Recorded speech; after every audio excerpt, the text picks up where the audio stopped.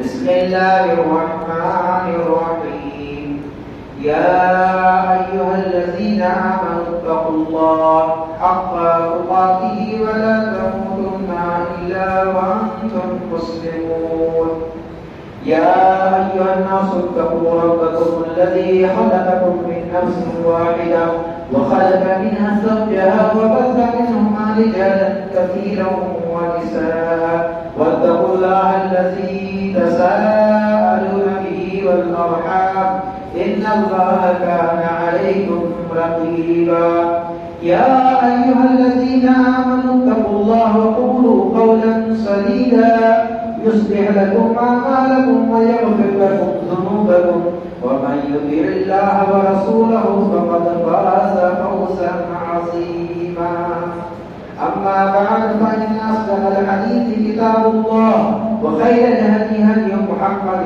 صلى الله عليه وسلم وشر الأمور محدثاتها وكل محدثة بدعة وكل بدعة ضلالة وكل ضلالة في النار.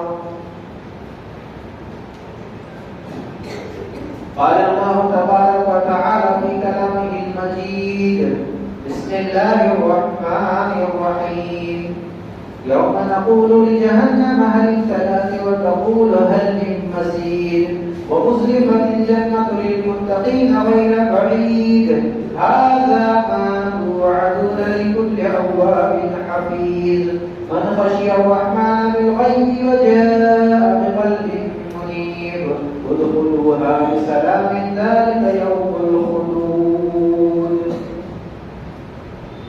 قال الله تبارك وتعالى في مقام آخر بسم الله الرحمن الرحيم ذلك بأن الله هو الحق وأن ما يدعون من دونه هو الباطل.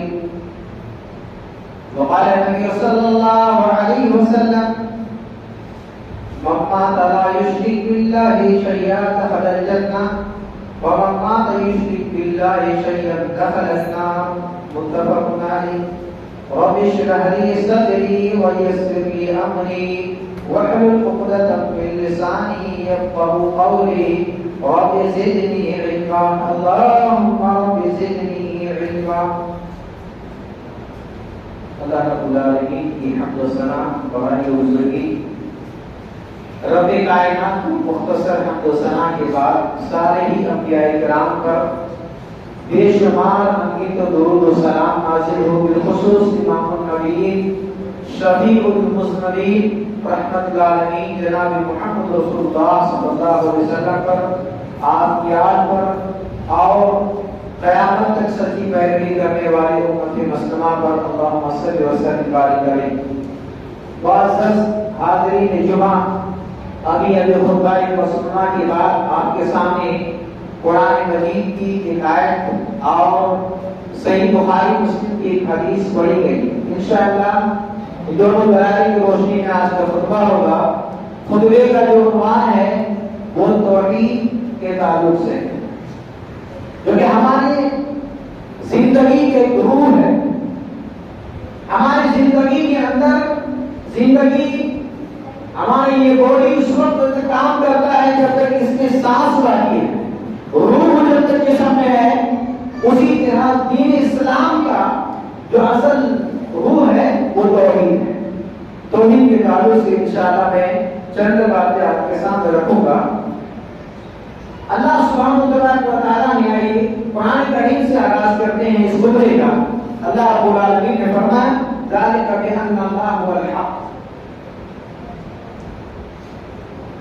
یہ اس لیے کہ اللہ سبحانہ و تعالیٰ ہی برحق ہے، حق ہے. وَأَنَّ مَا يَدْعُونَ مِن دُونِهِ هُوَ الْبَاطِلُ، اور اللہ کو چھوڑ کر کے جو کچھ بھی ہے، اللہ کو چھوڑ کر کے جو کچھ بھی ہے هُوَ الْبَاطِلُ، اللہ نے فرمایا وہ بیکار ہے، باطل ہے. اللہ ہی برحق ہے اور اللہ کے علاوہ جو کچھ بھی ہے سب باطل بیکار ہے. وَأَنَّ اللَّهَ هُوَ الْعَلِيُّ الْكَبِيرُ، اور اللہ تبارک و تعالیٰ بلند ہے اور کبریائی والا ہے. میرے بھائیوں، دین اسلام کی جو 5 بنیادی چیزیں ہیں ان میں اہم چیز توحید ہے. اس توحید کی اہمیت کتنی ہے، اس کی اہمیت کیا ہے، اور توحید کے مطابق ہمارا ایمان اور عقیدہ کیوں ہونا چاہیے، آئیے ہم اس خطبے میں سماعت فرماتے ہیں. ہم ایک کلمہ پڑھتے ہیں جو ہمارا اور آپ کا کلمہ ہے، دین اسلام کا کلمہ ہے، کلمہ لا الہ الا اللہ محمد رسول اللہ. اس کلمے کے اندر غور کیجئے، یہ کلمہ جس کو کلمہ طیبہ کہتے ہیں، پورے کلمے میں کہیں پر بھی ایک نقطہ نہیں، پورے کلمے میں کہیں بھی ایک نقطہ نہیں ہے. لا الہ الا اللہ میں کہیں بھی نقطہ نہیں ہے. اللہ تبارک و تعالیٰ بھی بغیر نقطے والا ہے.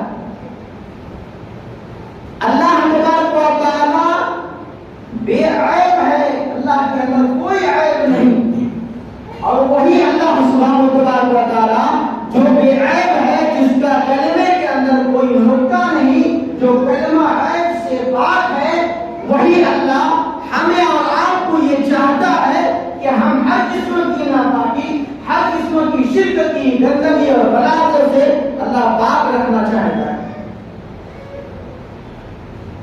اگر اللہ رب العالمین کے نام کے اندر کہیں نقطہ ہوگا، کوئی نقطے والا حروف ہوگا، تو ہو سکتا ہے انسان اس نقطے کو غلطی کی وجہ سے اوپر کی بجائے نیچے یا نیچے کی بجائے اوپر کر دے. اسی لیے اللہ رب العالمین رب الجلال کا کمال دیکھیے کہ اللہ نے جو نام چوز کیا ہے، اللہ کا جو نام رکھا ہے اللہ نے، اس کے اندر ایک نقطہ بھی نہیں. لا الہ الا اللہ کے اندر کوئی نقطہ نہیں، نقطہ اور عیب سے خالی اور پاک ہے. آگے دیکھیے محمد رسول اللہ کے اندر بھی کوئی نقطہ نہیں. محمد رسول اللہ صلی اللہ علیہ وسلم کے اندر بھی کوئی نقطہ نہیں ہے. یعنی ہم اس اللہ کے بندے ہیں جو عیب والا نہیں ہے، عیب سے خالی ہے. ہم اس نبی کے امتی ہیں جس کے اندر کوئی عیب نہیں ہے. میرے بھائیوں، کلمہ توحید کا اقرار کرنے والا جب کلمہ توحید پڑھتا ہے تو دنیا کے اندر جتنے معبود لوگوں نے بنا رکھے ہیں، کر رکھے ہیں، سب کا وہ ٹھکراتا ہے، انکار کرتا ہے. آپ کلمہ جو پڑھتے ہیں، کلمے کے اندر غور کیا ہے کہ کلمے میں ہم اقرار کس بات کا کرتے ہیں؟ اقرار کرنے سے پہلے ہم انکار کرتے ہیں. پہلے کیا کہتے ہیں؟ لا الہ، نہیں ہے کوئی معبود. پھر ثابت کرتے ہیں الا اللہ، سوائے اللہ تبارک و تعالیٰ کے. میرے بھائیوں، یہ توحید کی اہمیت. ایک بندہ جب کلمہ طیبہ کا اقرار کرتا ہے، اللہ کی توحید کو مانتا ہے، تو اللہ تبارک و تعالیٰ اس کی شان، مقام، مرتبے کو بلند کر دیتا ہے. وہ عظیم ہو جاتا ہے، وہ واحد پرست ہوتا ہے، وہ توحید پرست ہوتا ہے. اور ایک بندہ جب اللہ تبارک و تعالیٰ کلمہ پڑھنے کے بعد، وہ اللہ جو بے عیب ہے، جس کا کلمہ کے اندر کوئی نقطہ نہیں، بے عیب والا کلمہ ہے، کلمہ پڑھنے کے بعد بھی میرے بھائیوں، اگر وہ بندہ شرارت پر اتر آتا ہے، اگر وہ بندہ غلط کاموں پر اتر آتا ہے، یاد رکھیں آج جو صورت موجودہ جو صورت حال ہے، کہیں نہ کہیں اس کی وجہ یہ ہے کہ ہم نے اللہ کے کلمہ کا اقرار تو کیا ہے، ہم نے اللہ کی توحید کو مانا تو ہے، لیکن ہم ماننے کے بعد بھی شرارتوں پر اتر آئے ہیں، اللہ کی نافرمانیوں پر اتر آئے ہیں. اس لیے جو بھی بندہ کلمہ پڑھنے کے بعد، کلمہ شہادت اقرار کرنے کے بعد، اللہ رب العالمین کی وحدانیت کو اور یکتائیت کو ماننے کے بعد شرارت پر اتر آتا ہے، اللہ تبارک و تعالیٰ اسے ذلیل اور رسوا کر دیتا ہے. موجودہ صورتحال اس بات کی شہادت دے رہا ہے کہ کہیں نہ کہیں اس کی وجہ یہی ہے، ہماری شرارت. ہم اللہ کی نافرمانی کر رہے ہیں، ہم شریعت اسلامیہ کا دھجیہ اڑا رہے ہیں. میرے بھائیوں، آج موجودہ صورتحال ہے اور ہماری جو کنڈیشن اور پوزیشن ہے اس کی کہیں نہ کہیں ایک وجہ اور ایک سبب یہ بھی ہے کہ ہم اللہ تبارک و تعالیٰ کو ماننے کے بعد بھی نہیں مان رہے ہیں، نافرمانی پر اتر آئے ہیں۔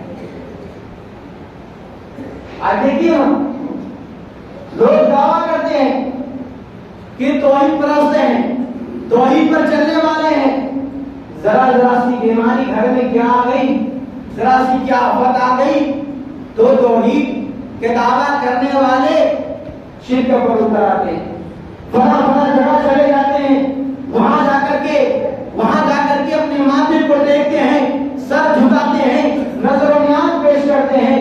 میرے بھائیو، اللہ کے نبی صلی اللہ علیہ وسلم نے ارشاد فرمایا ہے کہ یا ایھا الناس، اے لوگو، قولوا لا الہ الا اللہ تفلحوا، تم لا الہ کا اقرار کرو، تم لا الہ الا اللہ کہو، کامیاب ہو جاؤ گے۔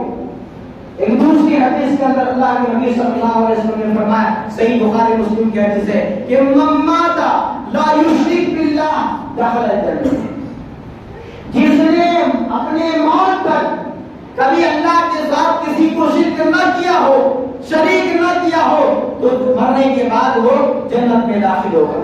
ومن مات یشرک باللہ شیئا دخل النار، اور جس نے مرنے سے پہلے مرنے تک کبھی بھی اپنی زندگی میں اللہ کے ساتھ کسی اور کو شریک کیا ہو، کسی اعتبار سے بھی ہو، دخل النار، وہ جہنم میں داخل ہوگا۔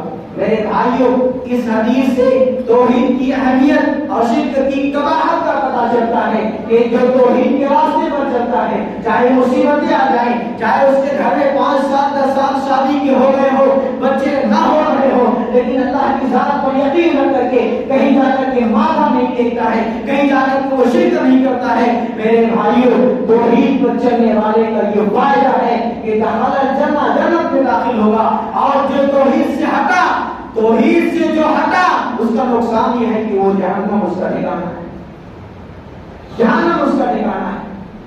میرے بھائیوں، اللہ رب العالمین کی طاقت اور قوت کو اگر دیکھنا چاہتے ہیں، اللہ رب العالمین کی وحدانیت کو سمجھنا چاہتے ہیں، اللہ کی یکتائیت کو جاننا چاہتے ہیں، تو آپ دور نہ جائیں، آپ اپنے باڈی کے اندر دیکھیں، اپنے جسم کے اندر غور کریں، پھر اس کے بعد دنیا میں آپ نظر آئیں۔ ہم اپنے جسم کے اندر دیکھیں، اللہ کی قدرت کا پتہ چلتا ہے، ہم اپنے باڈی کے اندر دیکھیں گے، اللہ کی طاقت کا پتہ چلتا ہے۔ میرے بھائیوں، ہمارے جسم کے اندر جتنے پارٹس ہیں، اس پارٹس کا بنانے والا کون ہے؟ سر سے لے کر کے پیر تک ہم غور کریں اور دیکھیں کہ اللہ کے علاوہ کسی اور کا پروڈکٹ اس میں لگا ہوا ہے، اللہ کے علاوہ کسی اور کمپنی کا اس میں بنایا ہوا ہے۔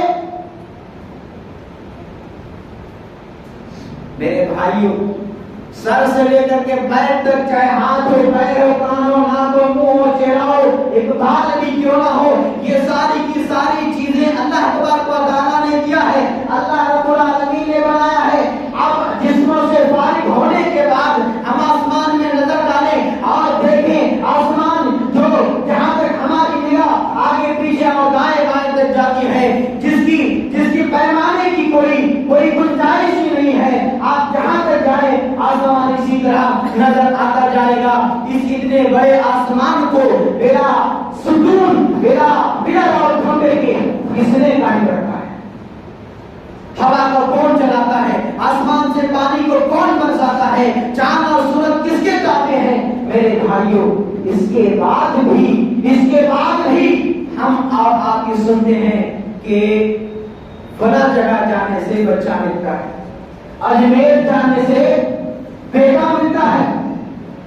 ان سب کے بعد بھی ہمیں یہ سننے کو ملتا ہے، ہمیں یہ مشاہدہ کرنا پڑتا ہے کہ فلاں بابا کے یہاں جانے سے تمہارا کام حل ہو جاتا ہے، فلاں کے یہاں جانے سے ان کے کتنے سال بچے نہیں ہوئے، فلاں گئے تو اجمیر میں جا کر کے بچہ ہوا۔ میرے بھائیوں، غور کرنے کی بات ہے، غور کرنے کی بات ہے کہ یہ کس قدر توحید سے اور عقیدہ اور ایمان میں کمزوری کی علامت ہے، اور کس طرح ہم کتنے زیادہ شرک کے قریب جا رہے ہیں۔ یہ بات صحیح ہے. آج لوگ نہ جانے کہاں کہاں جا کر کے بڑوں کے لیے، بزرگوں کے لیے، بچوں کے لیے لال کالے پیلے دھاگے لا کر کے کہیں گلے میں، کہیں کمر میں، کہیں پیر میں باندھ رہے ہیں. کیوں؟ اس سے بلائیں دور ہوگی اور نظریں نہیں لگیں گی. یہ ہمارا عقیدہ، ایک مسلمان کا یہ عقیدہ ہونا چاہیے. اور اس سے آگے بڑھے میرے بھائیوں، جس کے بارے میں اللہ کے نبی صلی اللہ علیہ وسلم نے جنت کی گارنٹی دی ہے، ہم اور آپ اچھی طرح جانتے ہیں اور وہ لوگ بھی جانتے ہیں جو یہ تعویذ گنڈی کر کے لال کالے پیلے دھاگے باندھ کر کے مصیبت کو دور کرنے بیٹھے ہیں. کیا ہے؟ اللہ کے نبی صلی اللہ علیہ وسلم نے فرمایا ماں کے قدموں کے نیچے جنت ہے. کسی مولوی نے کیا یہ بتایا ہے کہ فلاں پیر بابا کے قدموں اور ولی کے قدموں کے نیچے جنت ہے؟ ماں کے قدموں کے نیچے جنت ہے. یہ اللہ کے نبی صلی اللہ علیہ وسلم کی حدیث ہے، یہ آپ کی بشارت ہے، جہاں گارنٹی ہے. کسی مولوی نے یہ کہا ہے کہ ماں کے دوپٹہ پھاڑ لو اور گلے میں اور باہ میں باندھ لو، تمہاری بلائیں دور ہو جائیں، تمہیں نظریں نہیں لگیں گی. کسی مولوی نے یہ فتویٰ دیا ہے؟ تو پھر یہ کس نے کہا ہے کہ بڑا بابا کے دربار میں جاؤ اور وہاں سے دھاگے خرید کر کے لاؤ، تمہارا کام ہو جائے گا؟ سوچنے والی بات ہے کہ کتنا ہم عقیدے سے پیچھے جا چکے ہیں. آج اہل حدیث کا ہم دعویٰ کر رہے ہیں اور اہل حدیث گھرانوں کے بچوں کے گلے میں دیکھیے تو تعویذ بٹکے ہوئے ہیں، دھاگے باندھے ہوئے ہیں، یہ ماتھے میں کالے ٹیکا اور نہ جانے کیا کیا چیزوں کر کے شرک میں مبتلا ہے. میرے بھائیوں، اتنا یاد رکھیے کہ جس ماں کے بارے میں اللہ کے نبی صلی اللہ علیہ وسلم نے جنت کی ضمانت اور گارنٹی دی ہے، اگر اس ماں کے دوپٹہ اور اوڑھنی کے دھاگے میں اگر شفا نہیں ہے تو رب ذوالجلال کی قسم کھا کر کے میں یہ کہتا ہوں کہ دنیا کے کسی دھاگے میں بھی شفا نہیں. دنیا کے کسی بھی دھاگے میں شفا نہیں. اگر ماں کے دھاگے کے پلوں کے اوڑھنے کے دوپٹے کے دھاگے میں شفا نہیں ہے تو دنیا میں آپ کہیں بھی چلے جائیں اور چاہے ڈھیر ہو جائے دھاگا لے کر کے آ جائے، کہیں شفا نہیں ہے. اگر ہمارا اور آپ کا یہ عقیدہ رہا کہ اللہ رب العالمین کے علاوہ کسی اور چیز میں خیر ہے، کسی اور چیز میں شر ہے، کسی اور چیز میں نفع اور نقصان ہے، تو قرآن کریم کی اس آیت کو یاد رکھیے. اللہ رب العالمین نے صاف صاف اعلان کر دیا ہے وَمَن يُشْرِكْ بِاللَّهِ فَقَدْ حَرَّمَ اللَّهُ عَلَيْهِ الْجَنَّةَ. جو بھی شخص اللہ کے ساتھ کسی اور کو شریک کرتا ہے فَقَدْ حَرَّمَ اللَّهُ عَلَيْهِ الْجَنَّةَ، اللہ نے اس کے اوپر جنت کو حرام کرا دیا ہے. یہ 5 ٹائم کی نمازیں، رمضان کے روزے اور یہ ساری عبادتیں، زکات ہو، حج ہو، عمرہ ہو، ساری چیزیں، ساری عبادتیں بھری کی بھری رہ جائیں گی، بیکار ہو جائیں گی. یہ سارے اعمال باطل ہو جائیں گے اگر ہمارے زندگی میں ذرہ برابر بھی شرک کی ملاوٹ عقیدہ رہا تو. ایسے ہی اللہ کے نبی صلی اللہ علیہ وسلم نے نہیں فرمایا کہ من مات لا یشرک باللہ دخل الجنہ، کہ جس کی موت اس حالت میں ہوئی ہے کہ اس نے شرک نہیں کیا ہے تو جنت میں چلا جائے گا. جنت میں جانا اتنا آسان نہیں. آج ہمارے آس پاس محلے میں کسی کی شادی ہوئی اور اگر 5 سال 6 سال کے بعد کوئی بچہ نہیں ہوا، پھر دیکھیے اس گھر والوں کا کتنے قسم کے ملاؤں کے پاس چلے جاتے ہیں، دیکھیے نا ہمارے یہاں بچہ کیوں نہیں ہو رہا ہے. کسی کے یہاں 1 سال 2 سال کوئی بیمار ہو گئے، ان کی عقیدی ایمان کمزور ہو گئے، فلاں بابا اور فلاں مزار پہ چلے جاتے ہیں. دیکھیے ہمارے یہاں مصیبتیں کیوں آ رہی ہیں؟ یہ ہماری ایمان اور عقیدے کی کمزوری ہے میرے بھائیوں. یہ ہماری ایمان کی کمزوری ہے. یہ ملاؤں نے اور چوروں نے ہمارے ایمان پر ڈاکہ ڈالا ہے کہ تعویذ لے لو، یہ لے لو، وہ لے لو، گھر میں تیر ٹھوک دو. یہ اللہ ہمیں ہدایت دے. ارے حدیث گھرانوں میں اور قرآن و سنت کے چلنے والے گھر کے اندر بھی آج وہ اپنے گھروں کو باندھ رہے ہیں تعویذ کے ذریعے. کہیں گیٹ ڈھما رہے ہیں، کہیں کاغذ میں لکھ کر کے گیٹ میں کونے پہ لٹکا رہے ہیں. یہ ہمارا ایمان ہونا چاہیے، یہ ہمارا ایمان ہونا چاہیے. میرے بھائیوں، معاذ بن جبل رضی اللہ عنہ وہ بیان کرتے ہیں ایک مرتبہ میں اللہ کے نبی صلی اللہ علیہ وسلم کے ساتھ ایک سفر میں تھا. معاذ بن جبل رضی اللہ عنہ کیا کہتے ہیں میں سفر میں تھا اللہ کے نبی صلی اللہ علیہ وسلم کے ساتھ اور اونٹنی پر سوار تھا. کچھ دور چلنے کے بعد اللہ کے نبی صلی اللہ علیہ وسلم نے کہا یا معاذ, میں نے کہا لبیک و سعدیک یا رسول اللہ صلی اللہ علیہ وسلم, اللہ کے رسول صلی اللہ علیہ وسلم میں حاضر ہوں, بولیے کیا کام ہے کیا بات ہے. حضرت معاذ بن جبل رضی اللہ عنہ کہتے ہیں کہ اللہ کے نبی پھر کچھ دور آگے چلے اور کچھ دور جانے کے بعد پھر کہا کہ یا معاذ. حضرت صحابی کہتے ہیں کہ یہ بار بار اللہ کے نبی صلی اللہ علیہ وسلم کا بلانا 3 مرتبہ اس طرح اللہ کے نبی صلی اللہ علیہ وسلم نے بلائے اور آخر میں آپ نے فرمایا کہ معاذ کیا تم جانتے ہو کہ اللہ کا حق بندوں پر کیا ہے, اللہ کا حق بندوں پر کیا ہے. معاذ بن جبل صحابی تھے, اپنی طرف سے صحابہ کو علم نہیں ہوتا تھا, کوئی بات نہیں کہتے تھے. صاحب رسول نے کہا اللہ و رسولہ عالم, اللہ اس کے رسول صلی اللہ علیہ وسلم بہتر جانتے ہیں. اللہ کے نبی صلی اللہ علیہ وسلم نے جواب دیا کہ اے معاذ, بندوں پر اللہ کا حق یہ ہے کہ بندہ یعبدوہ ولا یشرکوا بہ شیئا, کہ صرف اور صرف بندہ اللہ کی عبادت کرے اور اس کی عبادت میں کسی اور کو شریک نہ ٹھہرائے. پھر کچھ دور جانے کے بعد اللہ کے نبی صلی اللہ علیہ وسلم نے معاذ بن جبل سے پوچھا کہ معاذ کیا تمہیں معلوم ہے کہ اگر بندہ اللہ کا حق ادا کر دے, اگر بندہ صرف اور صرف اللہ ہی کی عبادت کرے اور اس کی عبادت میں کسی اور کو شریک نہ ٹھہرائے تو اب اللہ کا حق بندے کے اوپر کیا ہوگا.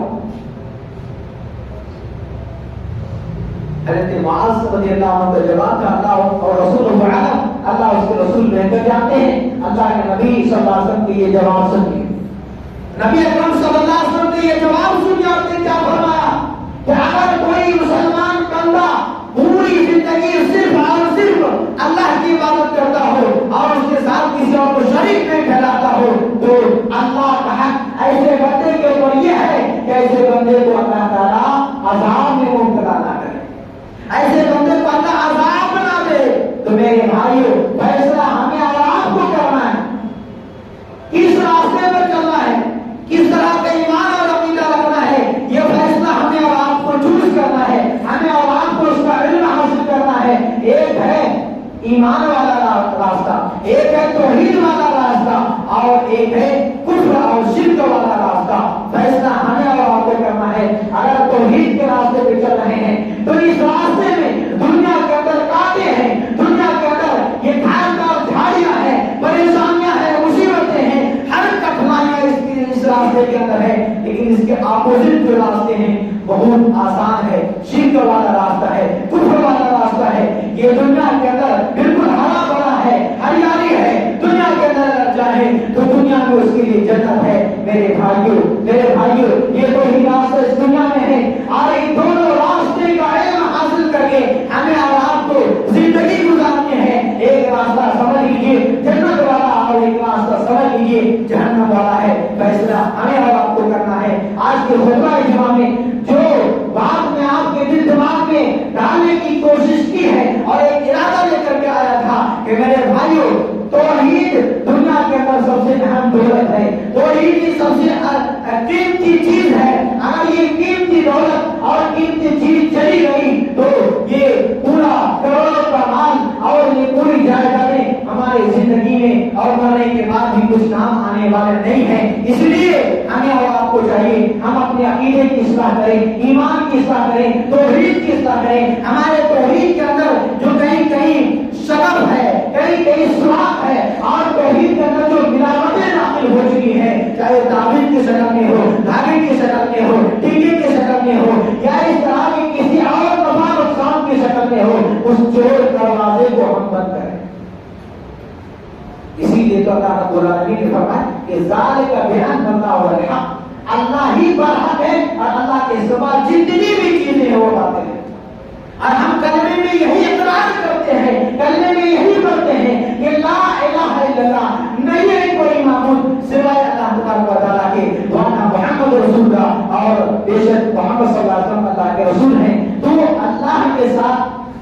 کی وحدانیت میں خیانت نہیں کرنا ہے، اور محمد رسول اللہ صلی اللہ علیہ وسلم کے ساتھ محمد رسول اللہ کی رسالت میں ہمیں خیانت سے کام نہیں لینا ہے۔ اگر اس طرح ہم نے اپنی زندگی گزارے ہیں تو انشاءاللہ ہماری اخروی زندگی، دنیا کی زندگی کے ساتھ ساتھ اخروی زندگی بھی کامیاب ہوگی اور ہم وہاں بھی کامیاب ہوں گے۔